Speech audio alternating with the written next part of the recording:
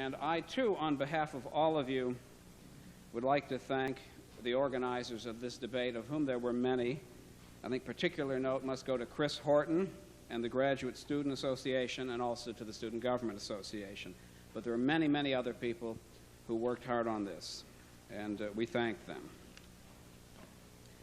Now, the topic for this afternoon's debate is the Gulf War, with particular focus on what are the implications of the war and its outcome for the so-called New World Order, and what really happened and why. And we are, of course, very honored today to have two such distinguished debaters. We flipped a coin, and Dr. Chomsky will be going first. Dr. Noam Chomsky is Institute Professor of Linguistics and Philosophy at the Massachusetts Institute of Technology, and he is known internationally for his pioneering contributions to linguistic theory. But Dr. Chomsky is also very widely known for his outspoken dissent from American policy in the Middle East, and he is the author of over a dozen works on international relations and politics, including Peace in the Middle East. W. Scott Thompson has been a member of both the Ford and Reagan administrations. He is adjunct professor of international politics at Georgetown University, and he is on the faculty of the Fletcher School of Law and Diplomacy. He's also president of Strategic Research Associates, and he is the author of numerous books and articles on foreign policy. The format of the debate will give each participant approximately 15 minutes to make an initial presentation. There will be, on the assumption that some people new to the debate will be coming in late, there will be a brief recapitulation of approximately 2 to 3 minutes each after that, and then we will have questioning. If either participant feels the need for cross-questioning, there's an opportunity for that, but both participants feel that the audience will probably wish to become involved, and so at that point we will take questions from the audience. We would ask you, if the question is directed to one or the other of our participants, to so indicate. You may ask a question to both. The microphone for audience questions is located right there. After the debate, at the appropriate time, we would ask you to line up there for your question. And now, without any further ado, let's begin the debate. And our first speaker is Dr. Chomsky. This is you,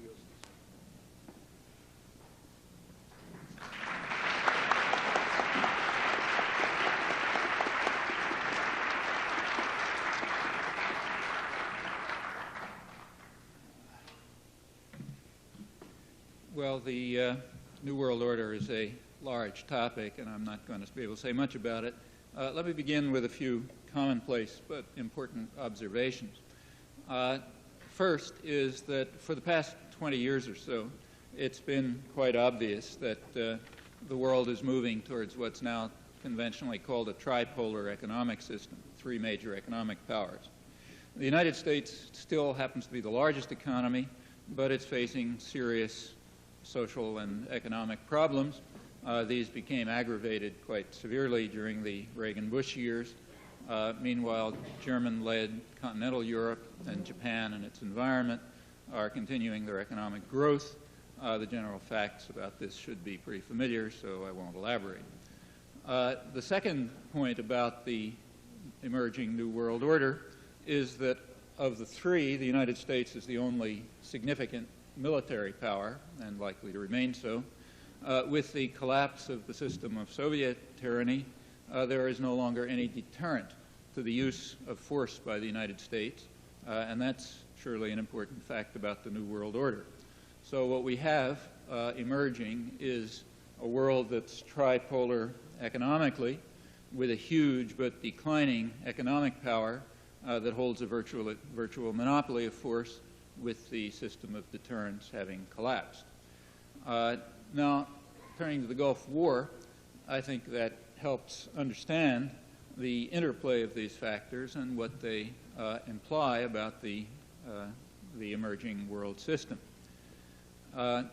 let's begin with the first days of the Bush administration. Every president calls for a national security review by the CIA and the Pentagon. The Bush administration did too. We usually only learn about it 30, 40 years later.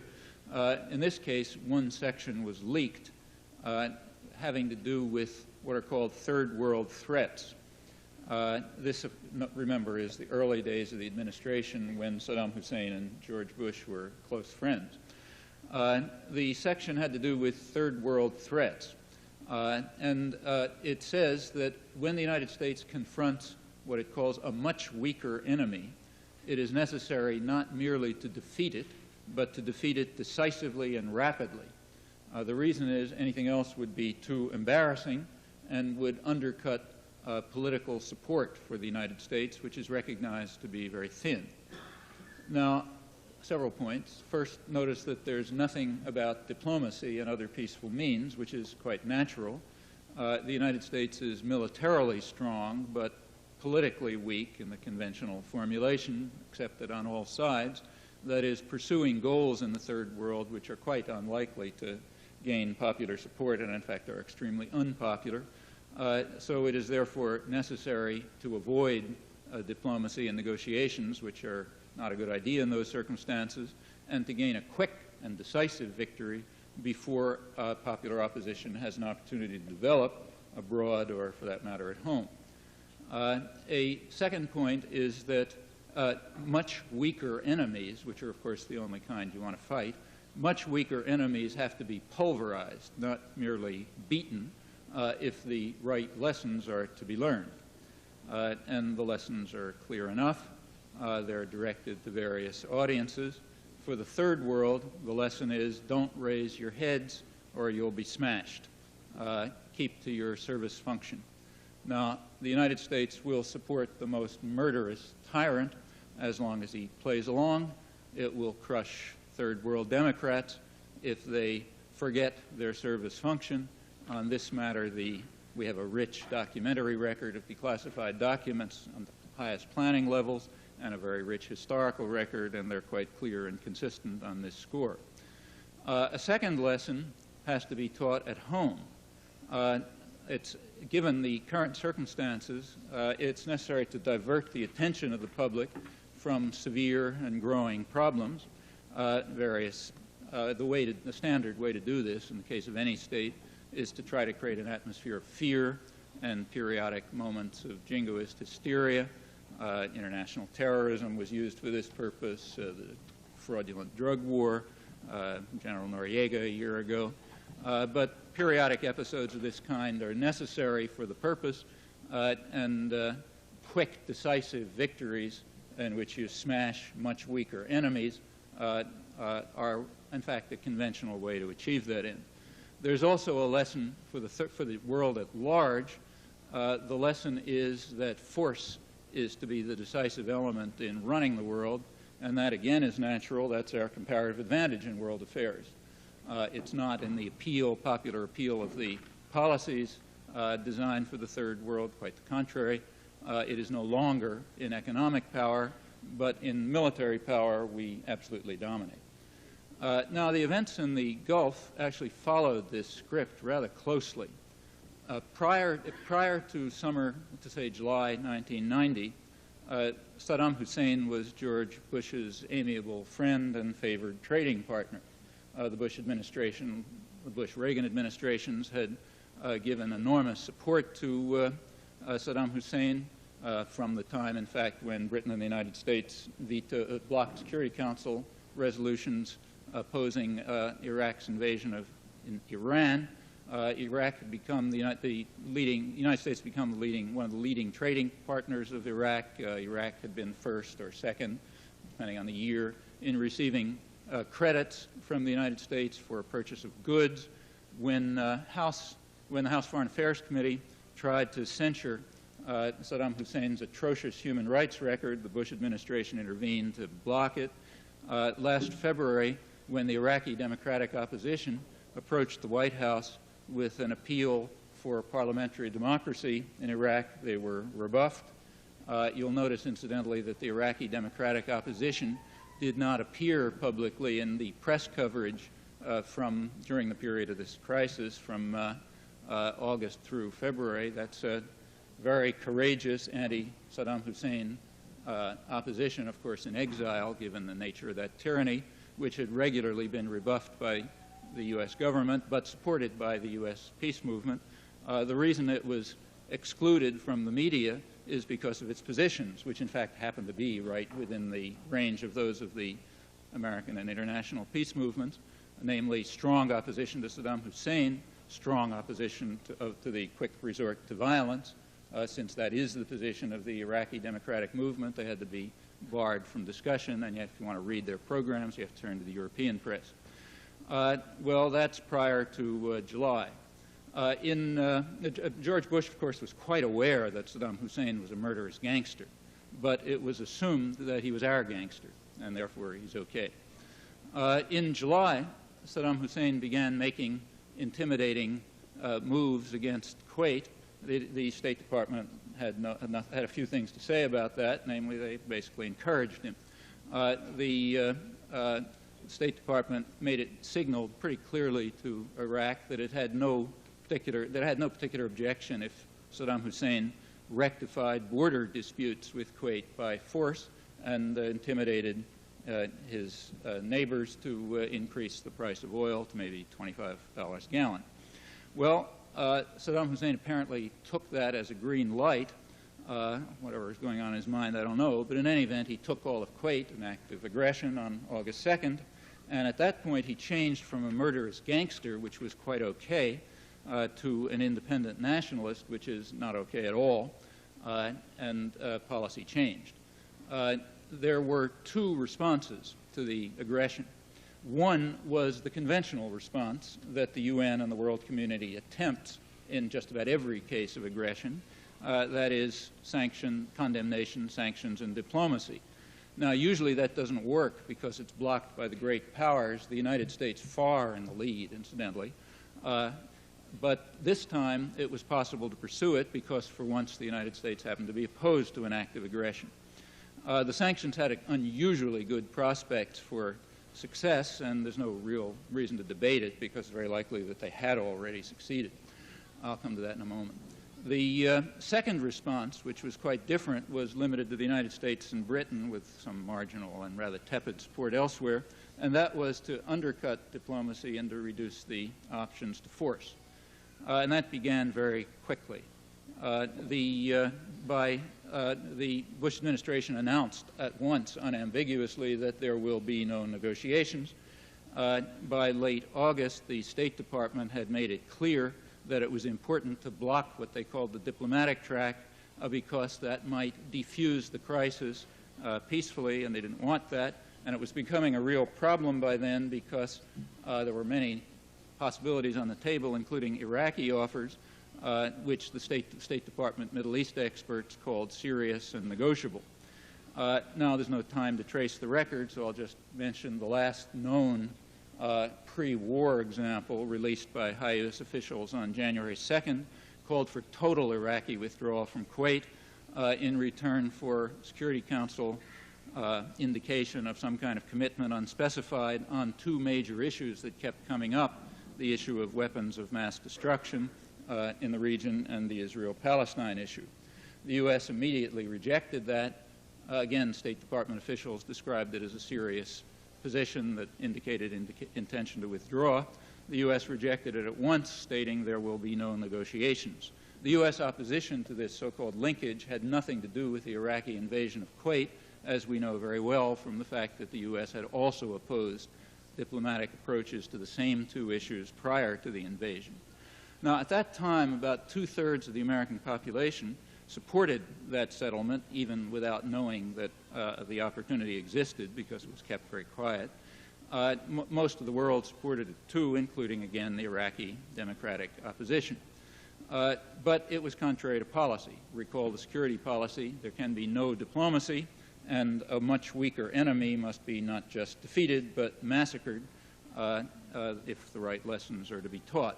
There were some official reasons given for this posture, but I won't insult your intelligence by running through them. Now, the reasons for all of this have been articulated pretty clearly, I think, mainly in the business press, the international business press. So, for example, in the Wall Street Journal, a Reagan insider, former Reagan Navy Secretary James Webb, had an interesting article in late January, January 31st, in which he described the Bush administration as one committed to brute force rather than other means, which, these are all quotes, which had relentlessly maneuvered the country into an unnecessary war, and it did it because they have very serious domestic problems on their hands, and they have no idea what to do about them, except one, namely to exploit U.S. military power and turn the country into a country of Hessians, as he put it, that is, mercenaries, who will carry out a kind of a global enforcer role, expecting others to pay for it and prop up the economy. He happens to be opposed to that. Others who describe it in the international business press are in favor of it. So, for example, the British equivalent of the Wall Street Journal, the London Financial Times, says that the United States must become what they call a mercenary state, because somebody's got to keep order in the third world, and we're the ones who can do it. We no longer have the economic base, so others will have to pay us for it. In the Chicago Tribune, the main conservative business daily in the United States, their financial editor has been running a series of articles about this all through the period. He observes that the United States has lost its ability to compete successfully outside of what he calls the security market, that is, means of violence.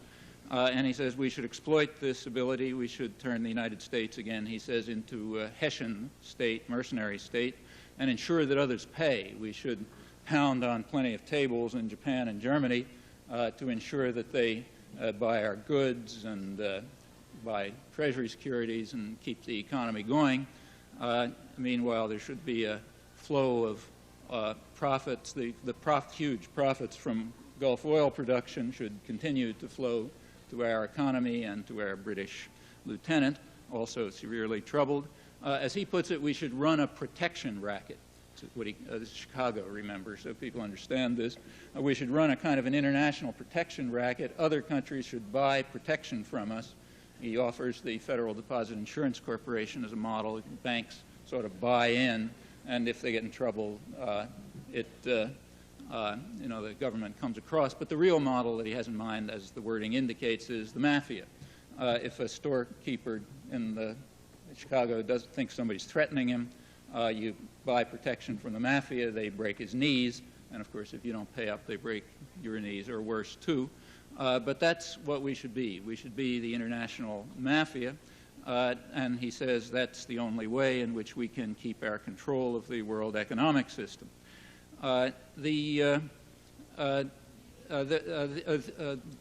There's much more to say about this. I see my time's running out. But let me simply indicate that these are some of the contours of the New World Order that we see rather clearly when the veils of rhetoric are lifted and we look accurately at what is happening. It's not a very pretty picture. It's not inevitable. It's also not unlikely unless significant counterforces arise among the American population. Thanks.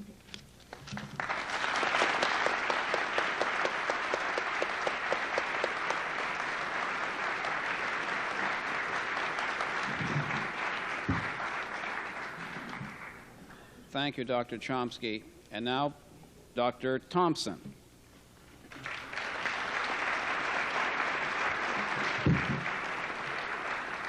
It's always nice to come after somebody who says such acceptable and everyday things as Professor Chomsky. I want to take a different attitude, different approach to the New World Order and to the war, but I want to start by describing a couple of anecdotes that will give you where I'm coming from, give you a sense of where I'm coming from, in what, in fact, I believe our comparative advantage is in the Third World, which I have spent my adult life studying in the field in Africa and Asia.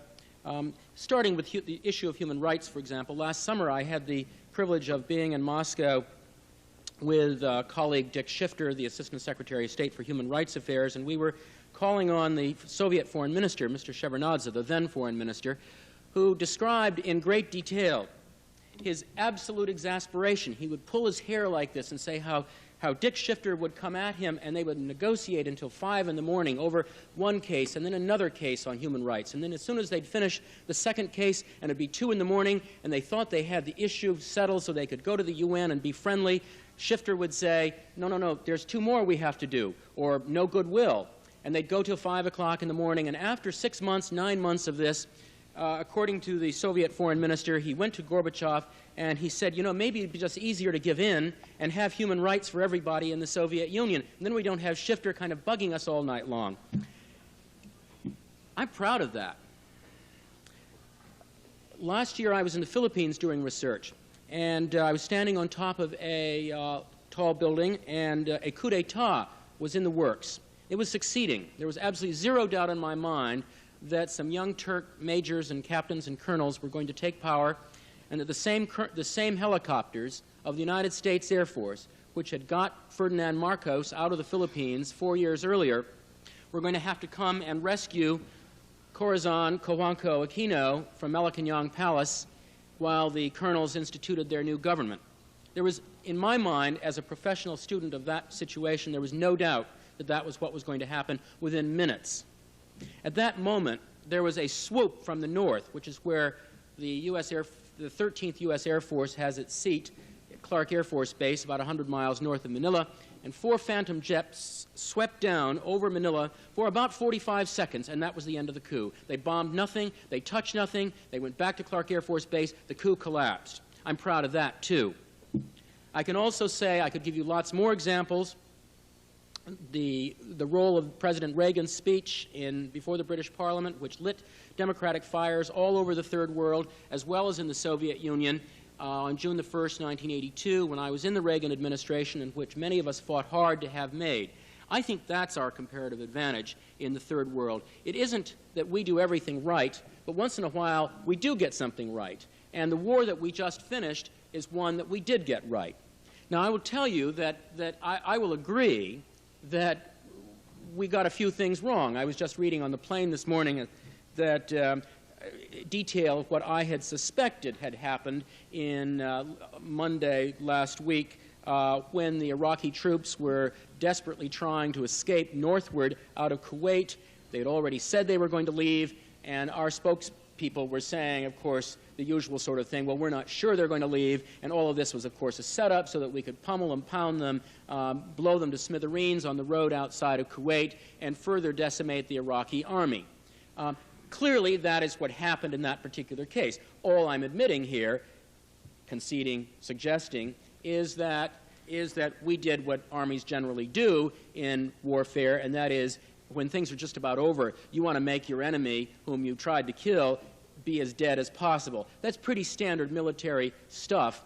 The only difference here is that there's a new thing called public diplomacy, and you're supposed to be honest in public, and we weren't about that one. So let's concede that one. I think the rest is pretty much, you're getting what you read, what they said it was, what you paid for, and everything else. The fact that 22 countries were prepared to join in some significant numbers, is no small deal.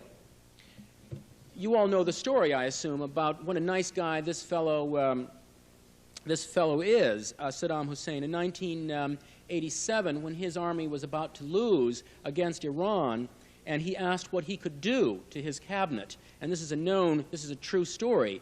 And one member of the cabinet suggested that he simply step aside for a few days to meet the Iran requirement that he resign before there be negotiations.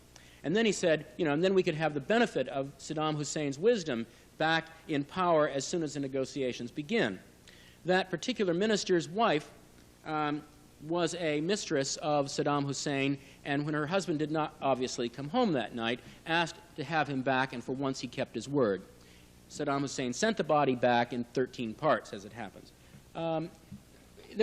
We were dealing with a monster. Somebody had to do it. And this wasn't just a marginal thing on the part of the French or the Egyptians or a lot of other forces that were there with us. It was important. It was not as such a place where we were fighting for democracy. I wish we were. I wish there were a well-ordered democracy in Kuwait and in Saudi Arabia.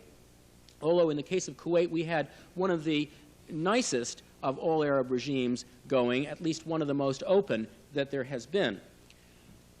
The fact that Kuwait is already declaring that it is going to move back towards and further from its earlier position a democratic system of some sort is indicative of who's putting on the pressure. After all, they have about $100 billion of funds in equities in markets that we ultimately control, and I'm sure they are aware that our leverage over their affairs is not inconsiderable if we wanted to use it. So those are the kinds of issues, indications of the way things are going, of where we've put our money.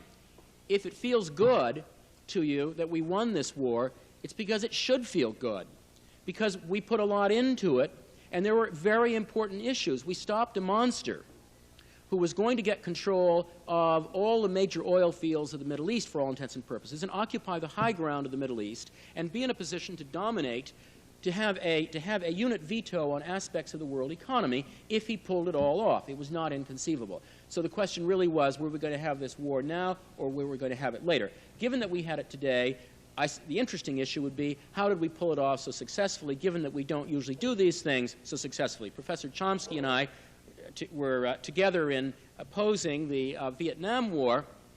I think that, unfortunately, one of the problems is, as A.J.P. Taylor said of one European power, they learn from their mistakes how to make new ones. A lot of old warriors on the anti-Vietnam front assumed this was going to be another Vietnam. Well, it wasn't. The issues were clear, and they remain clear. There are a lot of questions that do remain as a result of the war.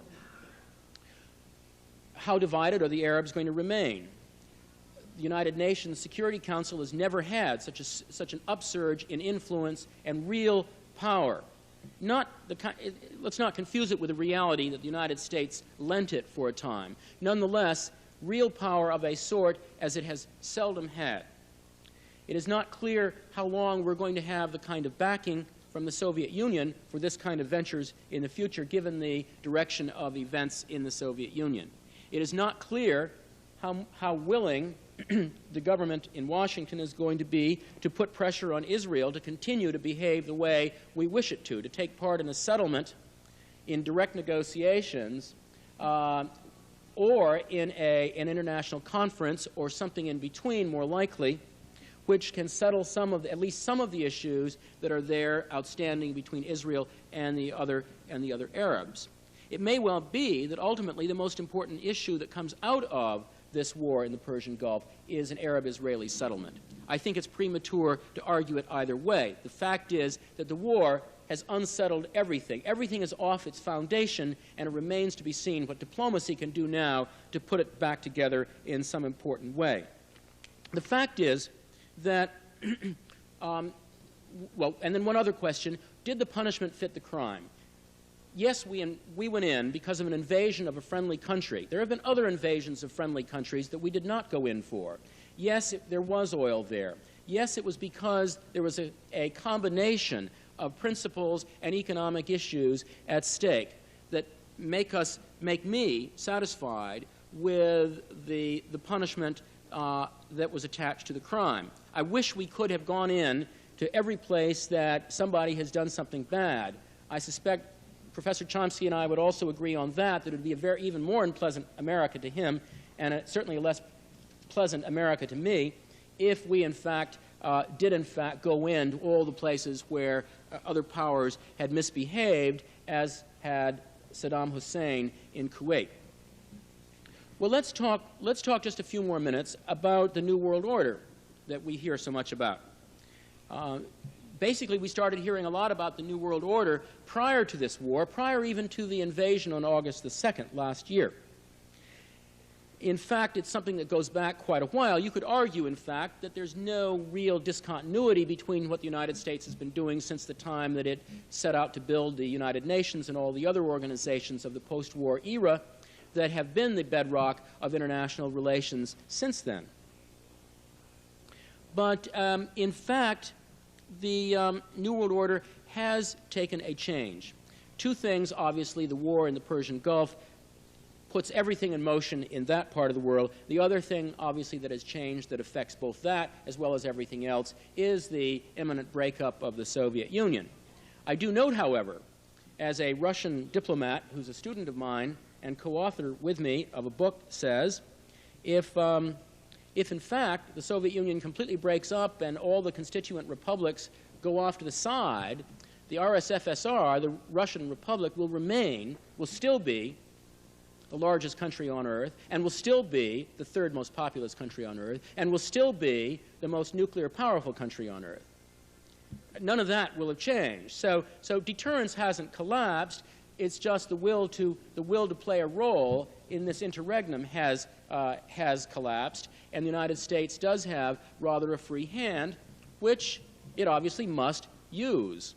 Somebody's got to do something to maintain some minimal amount of order. What happened with the collapse of the Cold War was that countries like Iraq felt that they were free then to invade other countries because there wasn't any longer a Cold War to double-check them. In other words, in the past, if Saddam Hussein had contemplated such, he would have presumed that his ally, which was not the United States, it was the Soviet Union, got all of his arms from the Soviet Union, except a few exocets from France, got all of his arms from the Soviet Union, and if he then invaded a country, the Soviet enemy, which is to say us, would go after him. That's common historic deterrence, diplomacy, international relations. It's the way it works. That all collapsed when communism, that great system that we hear so much about in academia but nowhere else anymore, was when that collapsed in the Soviet Union for all intents and purposes.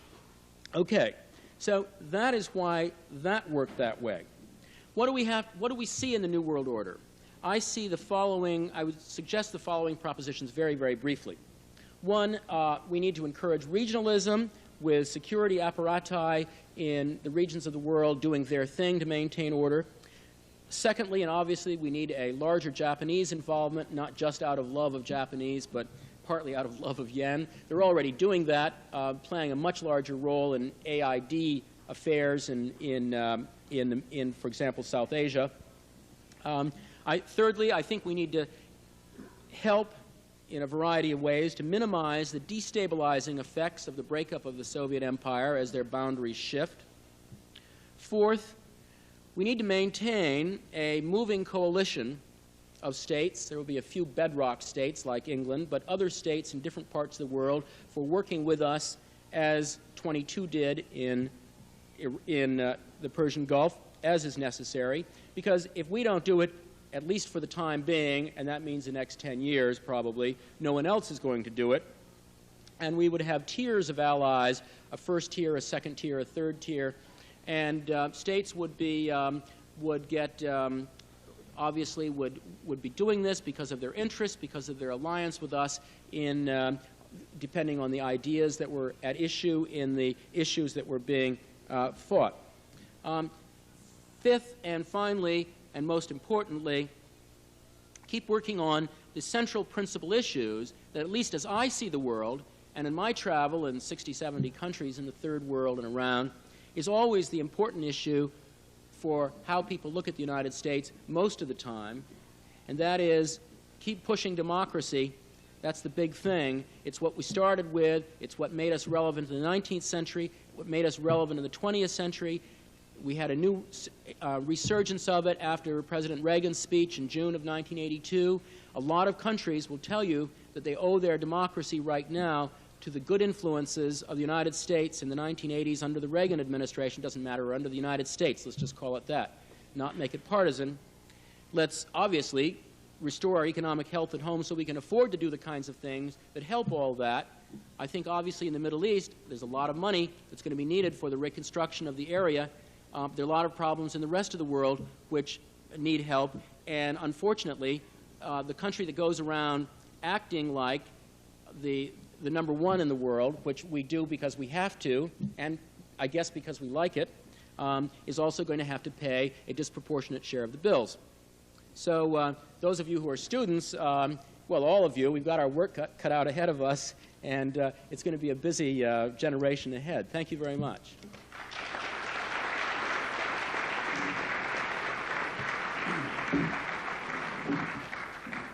Thank you. We're going to pause for one moment while our technical staff attempts to end the musical interlude, which has been accompanied.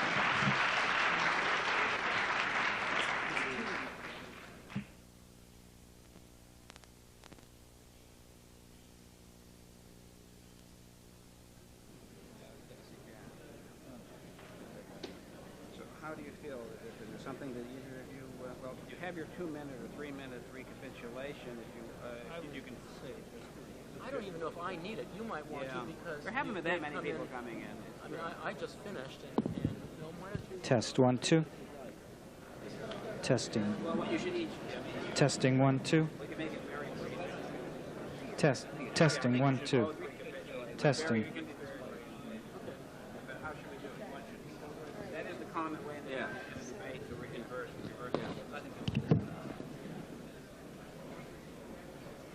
What do you think? People don't mind hearing it. Most important thing is for us to pay attention to the ideas that we stand for, foremost amongst which are human rights and democracy, and to continue the pressure for these great and important things throughout the third world as well as everywhere else too. Thank you. Dr. Chomsky. Well, perhaps it would be helpful if I indicated some pleasure in noting a lot of common ground between us.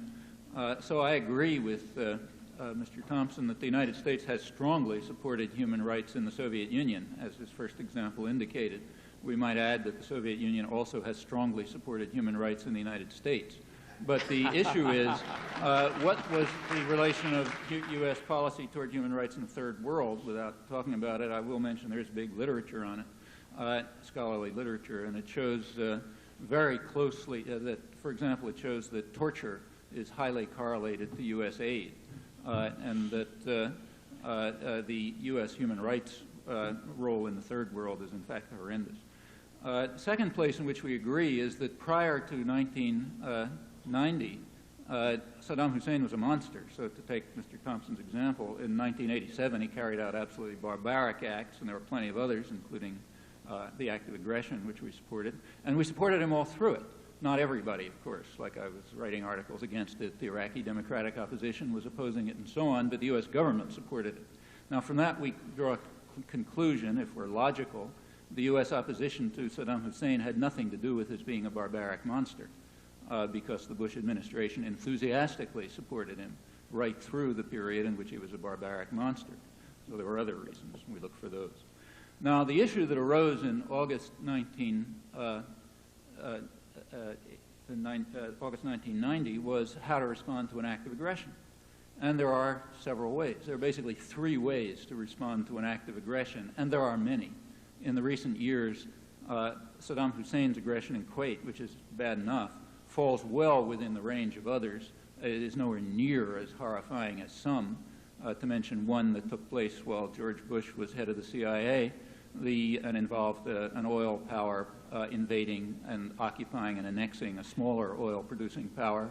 The Indonesian invasion of East Timor, strongly supported by the United States, still strongly supported and still going on, that led to about 200,000 people being killed in the first couple of years. And it still goes on. So there are plenty. And there's various ways to respond to them. One way to respond to aggression is to support it or carry it out.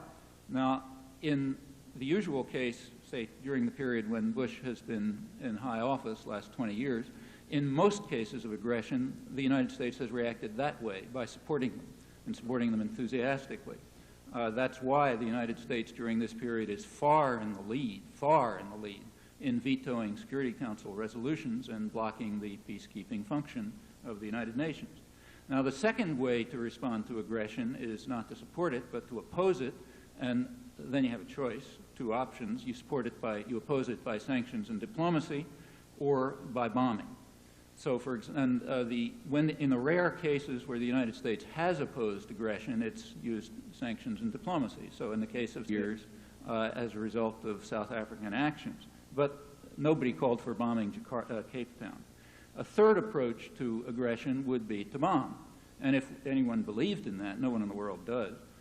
If anyone believed in that principle, there'd be a lot of capitals to bomb. So we could start by bombing Jakarta and Ankara and Tel Aviv and Damascus and Washington. But of course we would bomb in these cases only after we stopped supporting the aggression, as we do in every one of the examples mentioned, and I'm sure you know the history. As far as the New World Order is concerned, if it's going to be a world order in which the right way to respond to aggression and human rights violations is to bomb, the U.S. Air Force is going to have plenty of business, starting right in Washington, as I said. If, on the other hand, there's to be a new world order based on diplomatic and peaceful means, the United States is going to have to radically reverse its traditional policies. And that can only happen if there's a recognition of reality on the part of the U.S. population and a commitment to creating counterforces which will lead to a change in very deep-seated and long-standing pursuits.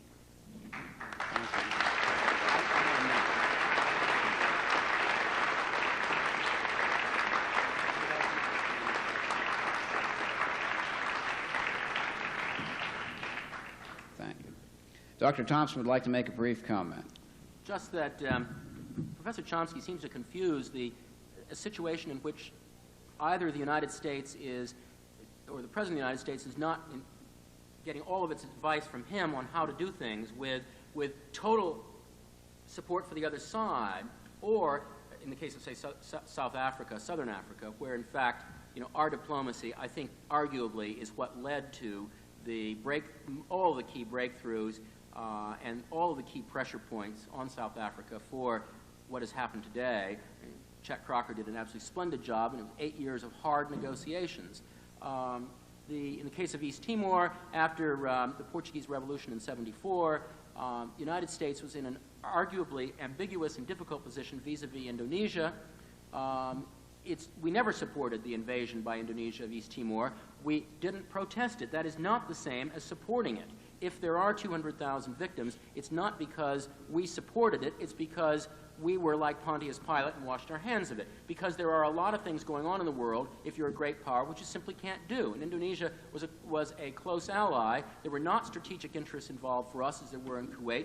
And we can't go fighting every single war every time. So I think you can always get an audience to laugh by saying we could go bomb Washington, East Timor, et cetera, or Jakarta, but it doesn't deal with the reality. Thank you. May I comment just briefly on the reality? Without putting aside issues of opinion, notice we agree on South Africa. The right way to respond to South Africa was not to bomb Cape Town, even though in the surrounding regions alone, 1.5 million people were killed during these years of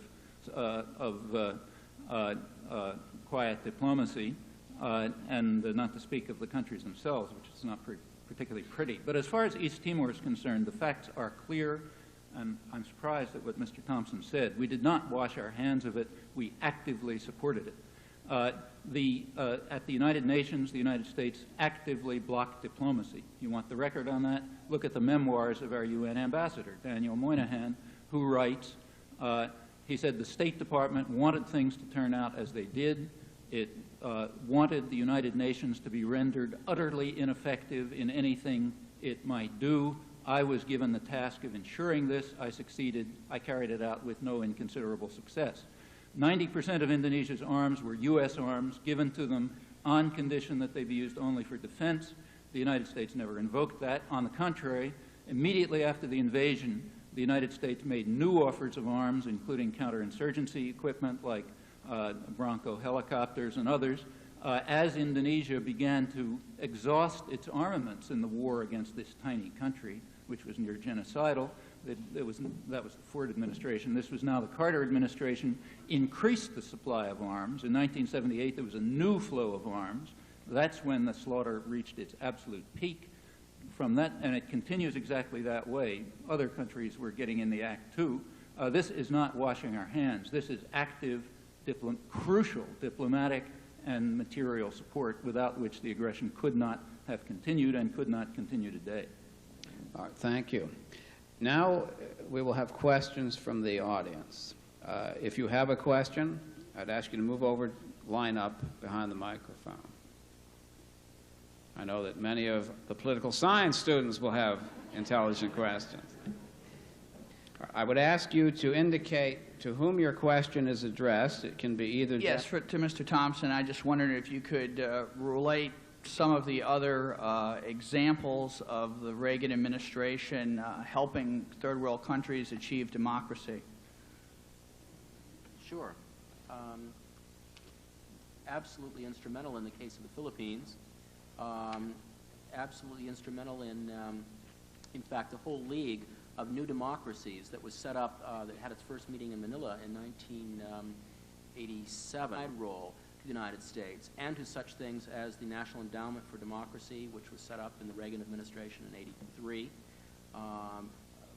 It hasn't always gone smoothly. Haiti, for example, is having a lot of problems. Look at all of Latin America. We put a lot of money into through our aid programs. The beginning of the Reagan administration, most of Latin America was in one degree or another in authoritarian military hands. By the end of it, virtually the entire continent was in one form or the other of democratic hands. We could both, Professor Chomsky and I, enter some caveats about the quality of some of those regimes and their ability to survive. Nonetheless, the record is stunning. It's very impressive in Latin America. Just beginning in Africa, but Tunisia has had some regional elections, parliamentary elections as well, and we put in some money there for it.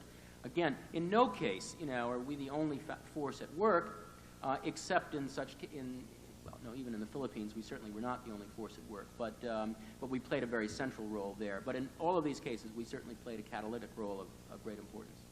Thank you. Dr. Chomsky, do you have a comment? Well, just briefly. Let's take, say, the Philippines.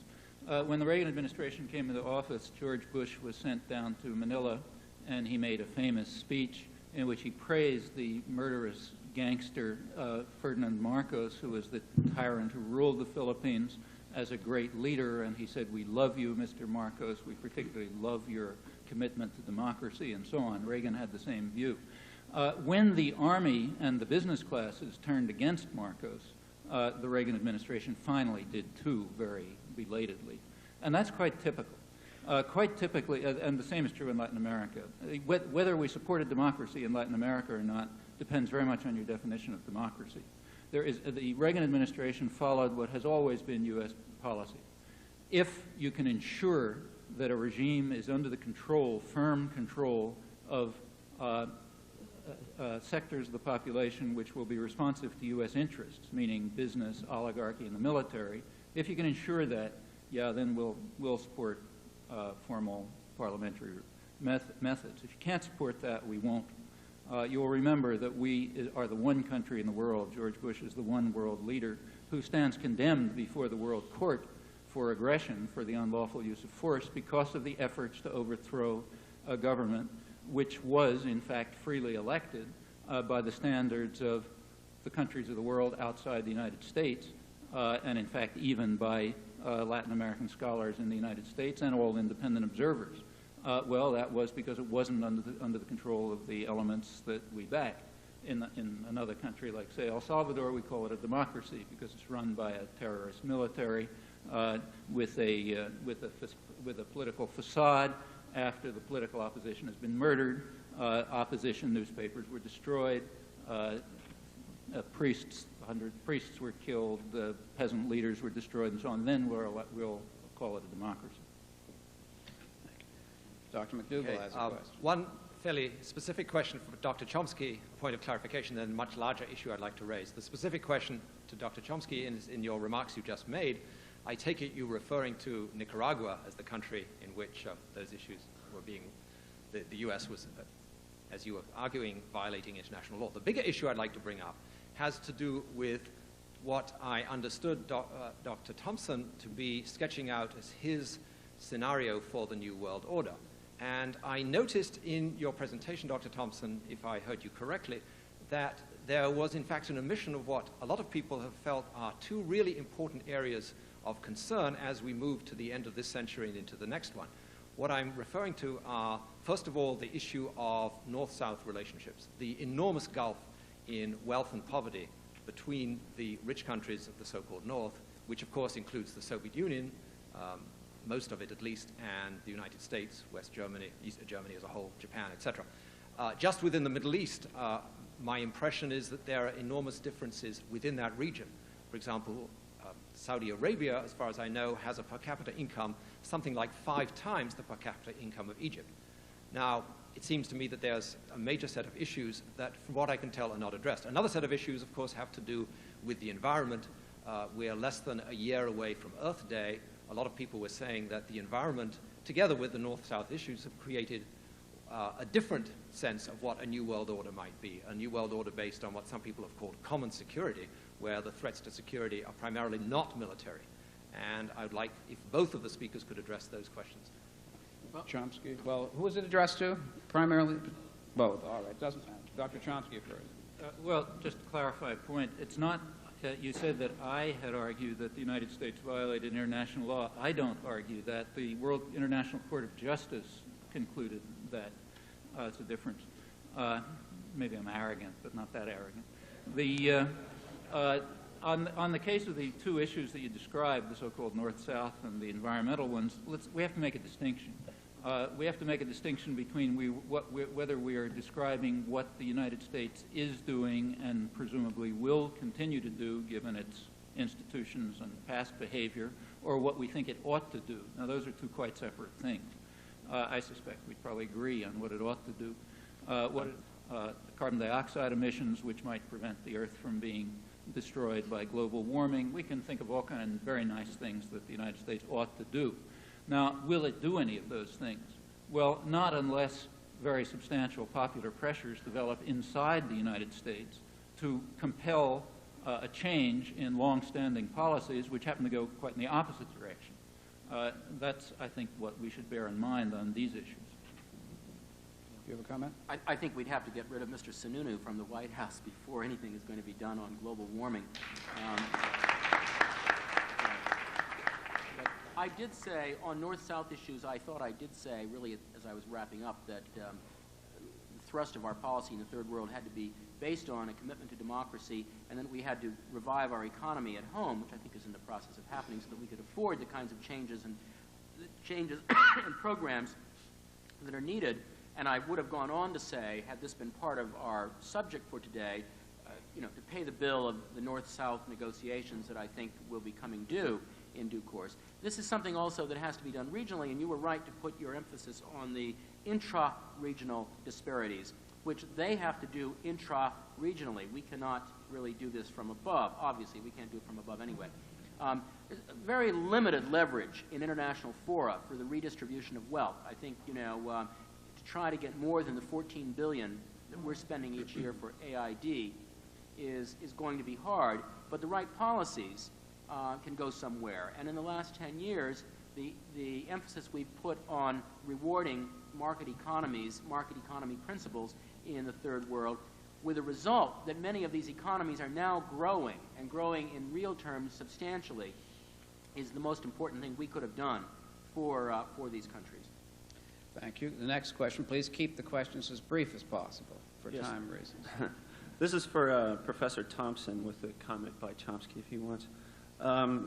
Professor Thompson, you said that we should feel good because we stopped a monster in stopping Saddam Hussein, and that we upheld principle in defeating Iraq and driving them out. Just as a point of logic, this is something that Chomsky has brought up. Principles aren't applied selectively. If we do, they don't become a principle, or they're not a principle. So I would like you to defend which principles you think we applied in driving Iraq out of Kuwait. Oh, the principle is that you don't invade, that no one has the right to invade another country. And the problem is that you cannot always put force behind your policy on every principle. Now, I disagree with Professor Chomsky on the East Timor case. I was in the government at the time, and I know of the distaste we had. There never was a U.S. government policy of supporting the Indonesian invasion of East Timor. It was something that we supported as an ally of theirs with the utmost regret. And that's just, at least that's the case in the Ford administration, which I was in the Defense Department. Now, the Carter administration may have been less squeamish and done something differently. I'm just saying that a principle can be a principle and be applied selectively, just in the nature of things. You know, we are not a world policeman. We cannot go around enforcing our principles everywhere. We have to choose to do it where we get the biggest multiplier effect from doing so. And I can't think of a better case for doing it than this one we just did, which not only had a multiplier effect in sending a message all around the world, but it might lead, I hope, it will lead to the demise of the monster himself. Well, again, there's a partial agreement between us. We both agree that no one has the right to invade another country. So, for example, that's why George Bush was condemned by the World Court for attacking another country. There would have been 2 UN Security Council resolutions condemning the United States for the invasion of Panama, invasion of another country, except that the United States vetoed them. In the case of, say, the Israeli invasion of Lebanon, that was invading another country, killing roughly 20,000 people. It went on because the United States vetoed Security Council resolutions and supported it. In the case of the invasion of East Timor, I wasn't inside the Ford administration, so I don't know if maybe people did hold their noses when they made new offers of counterinsurgency equipment to Indonesia immediately after the invasion, and when they told the UN ambassador, as he has said explicitly, to block the UN and render it utterly ineffective in anything it might do. To talk about the United States opposing which invasions we should oppose is based on a false presupposition about the world. Most invasions we support. It's not a question of which ones we should oppose. What we should do is stop supporting them. We should have stopped supporting and carrying out aggression all over the world. Now, then comes a second issue. If we can get to that point, if we can get to the point that we stop supporting aggression, and we can then raise the question, how should we oppose it, then an issue arises. Do you oppose it by bombing, or do you oppose it by peaceful means? Well, in my opinion, you oppose it by peaceful means until the Security Council goes through its prescribed means, which it never did in this case because the United States undercut them. Now, here, in the case of Iraq, I agree with the Iraqi Democratic Opposition, with 2/3 of the American population before the attack and with the rest of the world. There were sanctions that apparently already worked. Negotiations were possible. The United States refused to enter into them because it wanted force. Similarly, in the other cases in the world, I do not suggest that we bomb Tel Aviv. Tel Aviv is now, it is the 13th year in which Israel is in violation of UN Security Council Resolution 425, calling upon it to withdraw immediately and unconditionally from Lebanon. During that period, it has terrorized southern Lebanon, which it still holds. It has carried out a war of aggression in which 20,000 people were killed, mostly civilians. It bombs the rest of Lebanon. I don't think we ought to bomb Tel Aviv. I don't think we ought to bomb Jakarta. I don't think we ought to bomb Washington, and so on. That is not the way to respond to aggression. There are other ways, and we should pursue them. Thank you. Next question, please. Go ahead. Dr. Thompson, I think one of the big problems is the past incoherency of American foreign policy. I know that your point was that there's a new world order, so I'll limit my question to events since the thawing of the U.S.-USSR relations, which I believe that's what you said was the new rise of the new world order. But I think there are ample events since then. Where is the coherency in the U.S. treatment of Iraq as opposed to the U.S. treatment of Soviet Union's crackdowns in the Baltic states? Where is the coherency in the U.S.'s treatment of Israel in their occupation of the West Bank? And U.S. treatment of El Salvadoran government? Well, is there any coherency that you see, and could you elaborate on it? I'd ask both gentlemen, in responding, in the interest of the time constraints which the panelists themselves have imposed, to be as brief as possible at this point. May I make a distinction between coherence and consistency? I think you're asking for consistency. It is not possible. It has never been possible. I'm a political scientist. I wish there were a way I could convince so distinguished, so world-famous a linguist as Professor Chomsky, that in the world of political science there can't be consistency. That does not mean there isn't coherence. I don't think American foreign policy has been incoherent. I think it's been extremely coherent. And the reason why, for example, the United States had to pussyfoot around the Soviet Union on the Latvian issue, the Baltic states, in the last month, was because we needed their continued support on Iraq, because they're the northern flank. And so that's the way international relations works. You have a comment?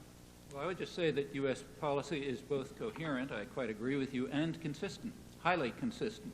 It's like other great states in that the United States U.S. policy consistently supports the interests of domestic power. And does it quite consistently. So there's no inconsistency in opposing the Iraqi invasion of Kuwait and supporting the Indonesian invasion of East Timor and a dozen other cases. In the case of Indonesia and East Timor, Mr. Thompson is quite correct. Indonesia is a valued ally. It allows free investment by the West, free extraction of resources, and so on.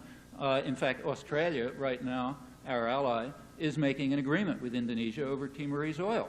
To rob Timorese oil after it's been occupied by Indonesia. Well, sure, we're in favor of that. So therefore, we support the Indonesian invasion of East Timor. The Iraqi aggression of Kuwait, in contrast, was going to harm U.S. interests. So therefore, we oppose that. Completely consistent. I don't understand why anybody calls that an inconsistent policy. Next question, please. The gentleman from Tufts Fletcher School. Just a quick comment, is that we made and created Saddam Hussein. He's our son. We raised him. We nurtured him. And he was wonderful. We were wonderful to him as long as he opposed Iran. The next question I'd like to ask is that it seems that all these foreign adventures that we seem to get involved in around the world that we never seem to, I wanted to ask you, being a formal in the government of Reagan, why we seem to never have any money for the homeless, the hungry, for public health access to many people that don't have it. And also, isn't it the fate of all empires that get involved in endless foreign adventures that they end up going bankrupt in time? They just run out of money and collapse. Well, that's the Paul Kennedy thesis, the third one. I don't think it's inevitable, and it was a false analogy. Secondly, I support aid for the homeless and am involved in organizations for that. Of course, we have money for the homeless. You've got to support it more vigorously. Everyone else has to if we're going to do this as a matter of public policy. And firstly, that's just rubbish about Saddam Hussein. Look, he got himself up on the shoulders of the Ba'ath Party as an assassin. He never worked for us. He was a Soviet agent for a long time, one presumes. They got $17 billion worth of arms from the Soviet Union over a 14-year period. Saddam Hussein had a treaty of friendship with the Soviet Union. Very, very briefly, we tilted for about 4 months. We tilted in the Iran-Iraq war because we were afraid Iran was going to win too big. And we gave Iraq some very modest help. Now, if you want to consider a little bit of military intelligence and a few export privileges with 14 years and $17 billion worth of Soviet aid, then, your numbers and your sense of equivalence are really pretty much off. Your comment? Well, there's no time to go through it, but the facts about the United States and Iraq are quite different. In 1980, the United States and Britain prevented the UN from blocking the invasion of Iran. The United States supported it. We continued to support Iraq all the way through the invasion of Iran. So did our allies, Germany, France, UK, all of which helped build up his huge military capacities. After the invasion of Iran was over, the United States continued to give massive support to Iraq. We became the leading purchaser of Iraqi oil. As I mentioned, he became one of the major recipients of U.S. credits. That's what gave him the wherewithal to purchase from France, Germany, the Soviet Union, and elsewhere the military capacity, which in fact he had, not as much as was claimed, but significant. Next question, please. My question is to Dr. Thompson and Dr. Chomsky. But before, I have been living here in the United States for 16 years, and I noticed that so-called social Darwinism is still alive. That is to say, that the American people, or most of them, think that they are a better race, better people to exploit people, other people, third world countries or fourth world countries, whatever you call them. And the United States government does that through such concepts like human rights, democracy, and other things. And in the history, I'm from Turkey, the Ottoman Empire does that for 5 centuries, saying that they are fighting infidels and they are fighting for the sake of God. And they exploited Europe and other parts of the world for 5, 6 centuries. And now my question is, if you come to me as an individual and you want to exploit me peacefully, and I say no, what other choices do you have? What if United States wants to exploit third world countries, natural resources, and they go peacefully and the nations say no? What can you do? What do you see as a solution besides being such an aggressive nation? All right, thank you. I don't really get what your question is. What other options do United States have to establish a new order without using force and exploiting world extensively? Well, by and large, we haven't, we do use force from time to time. We just used it massively. When was the last time? Okay, a very small expedition in Panama. It's not, it was effective. It was effective. It's not as if we use force that often. It's too often for Professor Chomsky. It's not often enough for some people. In the last 10 years, 20 years, it's been about right for me. I don't want to change it. I think that, I'd like to eliminate it, but I have a sense of reality of how the world works. And there are a lot of thugs in the world, a lot of bullies, and we're going to have to spend some money keeping them down if they keep trying to invade countries. But what I heard you say, though, it was much more interesting, your analogy with the Ottoman Empire. And I realize that we do exactly the same thing. We have our metaphors of bringing our commitments to lesser peoples. And the results are, always the same if we don't understand what we're doing. We know that the United States is not really for democracy. I'm sorry, in the interest of time, I'm going to have to... Well, I agree that there are lots of thugs and bullies in the world, and a lot of them are well within our reach, a couple 200 miles from here. And the solution to the problems is for things to happen among the American population, which will constrain the thugs and bullies. Thank you. Next question, please. My question is addressed first to Dr. Thompson and then to Dr. Chomsky. My question is, Dr. Thompson, do you feel that the management of American public opinion is becoming more or less difficult in the age that we're coming into? And what I have in mind specifically is, say, a sort of event like Grenada, perhaps, shortly after the catastrophe in Lebanon, our catastrophe, that is.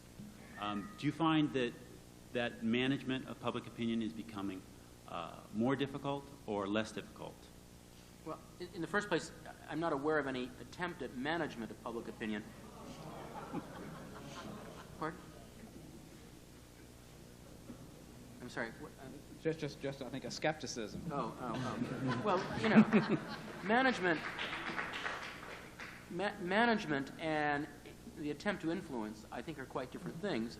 If you knew how meager were the resources of the public affairs bureaus of the State Department and of the United States Information Agency, where I served for several years, you'd have a more modest attitude towards this. We put out a few pamphlets. We're not, in my organization, we weren't even allowed to disseminate information domestically. You could only go internationally. And so the domestic stuff had to all be done by the State Department, and they were incompetent. Professor Chomsky and I would agree on something for once. I just don't know what it is people are referring to about that. I was very much, I'll give you an example.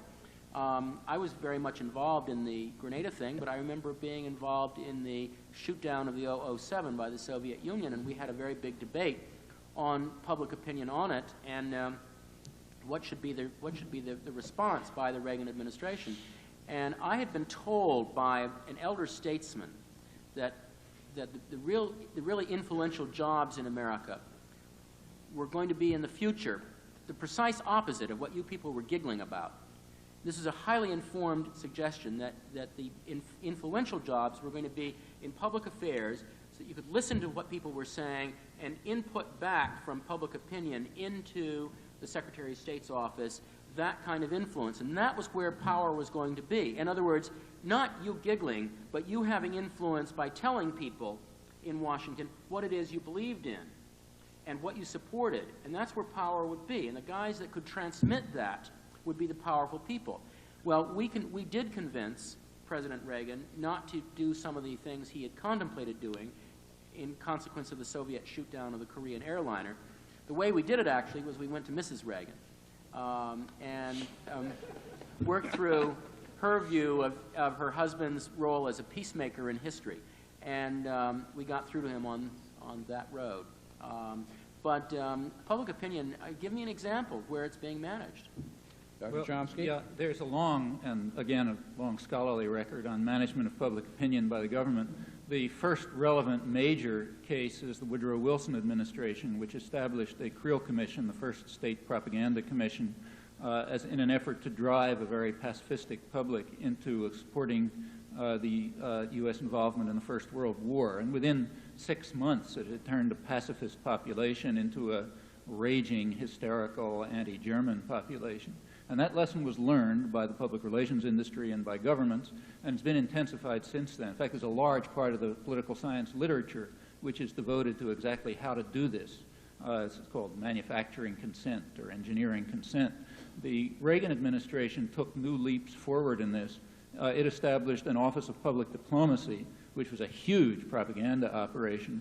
It was illegal, as Congress later determined, and when it was revealed and conceded to be illegal, one of the high officials involved in it described their operations as the kind of operations you carry out in enemy territory, which gives you an indication of how they regard the population.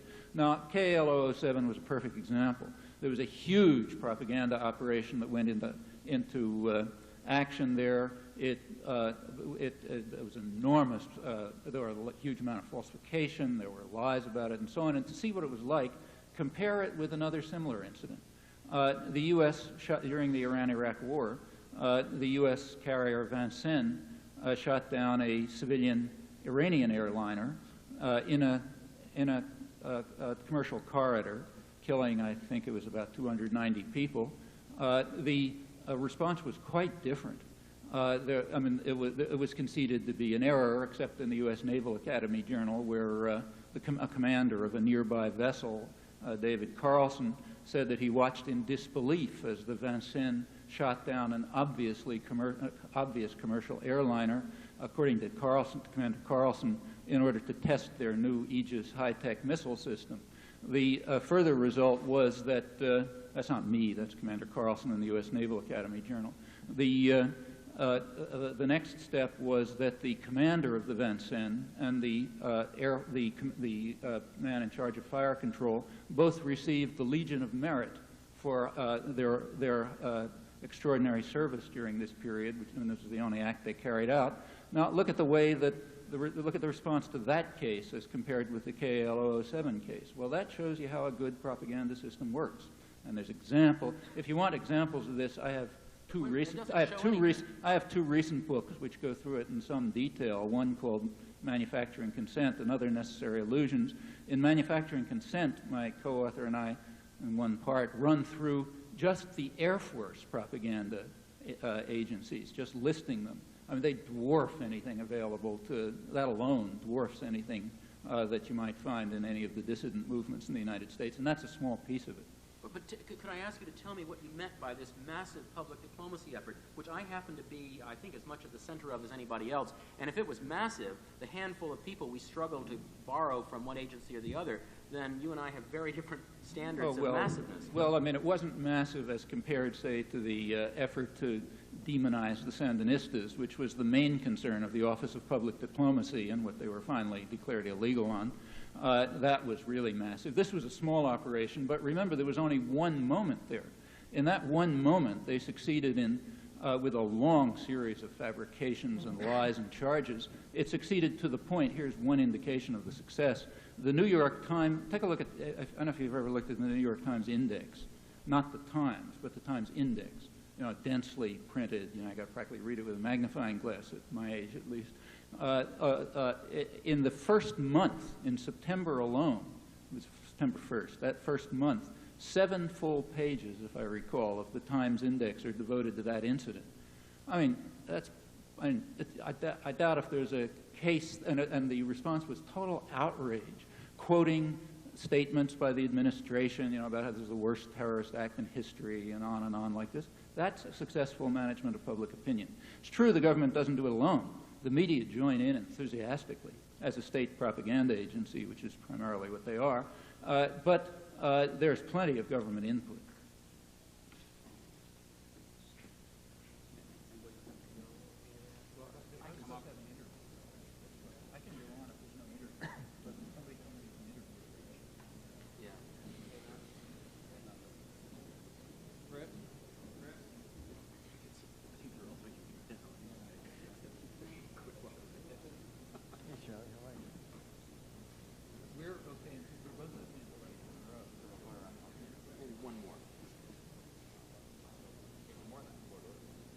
All right, we have very limited time left. Again, I would urge everyone to ask the question as quickly as possible, and I guess we should ask for as brief an answer as possible. Go ahead. Thank you. I was curious earlier when I was sitting in the audience, I was a little bit disturbed by when Dr. Thompson was raising earlier about an article apparently that was in today's paper, which I haven't seen. So I'm responding basically on what you said about apparently there was something said about the retreating army, the Iraqi retreating army, that there was some mistake was made basically and people were blown away as they were retreated, and that was sort of a concession on your part as a wrong. What I'm curious about with Dr. Chomsky in particular is, I think in linguistics, my understanding is, and having been a former veteran myself, that when you have a retreating enemy and basically people have surrendered and are on their way out and are defeated, that to shoot them is a war crime. And I'm wondering whether we're getting into war crimes are only determined, a war crime is only committed by the losers. Well, it was that the word? On the matter, you're right. I mean, the Geneva Conventions are very explicit that if an enemy is hors de combat, if an enemy is not fighting, you're not allowed to kill him. But there are ambiguous questions about that. But on the issue of war crimes, it's an interesting question. It would be nice, just as it would be nice if the U.S. would support human rights and democracy, or any other country would. We're not different than anyone else in this respect. It would be nice if there was a serious and honest notion of war crime, but unfortunately there isn't. It's exactly as you said. War crimes are invariably victor's justice. If you look at take the Tokyo and Nuremberg tribunals, which sort of established the modern war crimes tribunals, they were scandalous. I mean, the people who were condemned deserved to be condemned, but not in that way. The Tokyo tribunal was so scandalous that the one independent Asian justice, the one justice who had any experience in international law, dissented from the whole thing, said it was just a farce, wrote a long and very interesting 600-page dissent which just demolished it. I'll just give you in one case, one Japanese general, General Yamashita, was hanged because of atrocities carried out by troops, technically under his command, but with whom he had lost any contact whatsoever after the American conquest of the Philippines. In the case of the Nuremberg trials, if you look at the way in which war crime was defined, a war crime was defined as some criminal act that the Germans carried out that they couldn't show the Americans or British had also carried out. So it was considered a legitimate defense at Nuremberg to bring on an American, submarine commander or something who would say, well, I did the same thing you're charged with, and that was considered, okay, you're free. Well, in other words, a war crime is a crime that the enemy carries out, and he can't show that we carried out. Dr. Thompson, any comment? No comment. All right. Next question, please. Dr. Thompson, your thesis is that the United States is usually on the side of democratically elected governments. I'd like to go back to the middle of the century where 3 democratically elected governments were overthrown with U.S. covert help. Guatemala, Chile, Iran. and ask you whether you feel these were simply momentary aberrations on the part of the U.S. government. Oh, they're definitely, we definitely have aberrations without going into the specifics. I think the case of the three cases, the Iranian one is the most questionable that you brought up. But, and I would also say, as a friend of mine, a colleague of mine, Tony Smith, writing a book about the U.S. commitment to democracy, you know, we go in spurts about it, and we get revved up about it generationally, and then we backslide in between. It's hard to keep all of you that have been in government know that it's very hard to keep up a commitment to principles in government.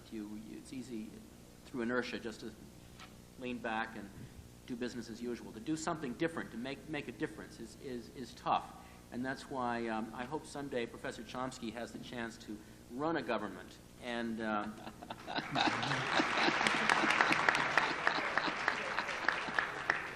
and see just how difficult it is. Professor Chomsky, you want to announce your candidacy? No, if I was to be elected, I'd immediately vote against myself, but or run a protest against me. But that's as an old anarchist I'm speaking now. On the question of democracy, you can't answer the question whether the United States is for it or against it. It's a meaningless question. You first have to ask what you mean by democracy. If you mean by democracy business-run rule, or rule by elements in a domestic population which will be supportive to U.S. interests, then yes, we're in favor of democracy. If a fine democracy that doesn't meet those conditions, we'll be against. And that's very consistent. There's very little deviation from that I'm aware of. Next question. I want to ask, how do you think that the Muslim world will relate to the New World Order? After all what happened was predominantly in the birthplace of Islam, and probably everybody has seen demonstrations on the TV and other places. I want to comment from both of you. Thanks. Who would like to go first? Well, there's not one Muslim world, as you know very well. From Morocco to Indonesia, there was overwhelming popular opposition to the war. There was also opposition to the aggression, but there was also opposition to the war. In this respect, the Iraqi democratic opposition was quite characteristic. They were opposed to Saddam Hussein, also opposed to the war. There were huge protests in Morocco. Indonesia, at the other end, was unable ever to condemn the war because to support the U.S. because of the opposition. In Pakistan, although the government was really caught, they tried to give some sort of nominal support to the U.S.-UK. It was just two countries, really, U.S.-UK operation, but the population arose in huge protests. Probably about 80% of them opposed it. They had to back off. On the other hand, there was also support for the war. Today, you'll read in the front page of the Times, any newspaper, about the meeting of the Arab allies of the United States. 8 Arab allies. You take a look at the 8 Arab allies, and 6 of them are family dictatorships, families basically, that were set up as what Lord Curzon once called an Arab facade to manage Gulf oil wealth for the British and the Americans. That's 6 of the 8. The 7th of the 8 is a murderous tyrant who's indistinguishable from Saddam Hussein, Hafez al-Assad, and the 8th of the 8 is the only one that deserves to be called a country. That's Egypt, with a basket case economy that received tens of billions of dollars of aid to try to keep it in line, and that was so afraid of its own population they kept schools closed and didn't even allow sporting events through most of the period. Well, you know, the Arab world is split, like most worlds. All right, next question, quickly, please. Yeah, I don't remember hearing about us giving a lot of aid to Egypt as much as I heard that we essentially forgave debts that they already owed us. And that's the same thing. Yeah. But, and they get $3.3 billion a year from us too. They got plenty of aid from Germany and Japan as well, and Saudi Arabia. Yeah. I didn't know that. All right. It's about $14 billion so far. Wow. All right. Yeah, I wanted to. Huh? All right, very quickly, because I want to ask a question. What was it? Yeah, about Iran hostage situation in 1979. Now, we all disliked the Iranians a lot for that, and had numerous human rights abuse. Forgive me, but I have to ask you to ask your question. Yeah. Yeah, why did we support the Shah of Iran, and what was our purpose in supporting him and his I think that Soviet maybe we police? could end on the note that on this one I can predict, that I might say it differently, but we have the same view. But I think what Professor Chomsky had just said, in this case, would be accurate about our business interests, the oil, and the strategic importance of the country. Okay, We've got to go. Yeah, they have to go. Do you have a very quick question, Susan? All right, very quick, Susan. Okay, yeah, it's more of a comment than a question, but this is to... No, we don't want to comment. Just a question. It's a question to Dr. Thompson and Dr. Chomsky.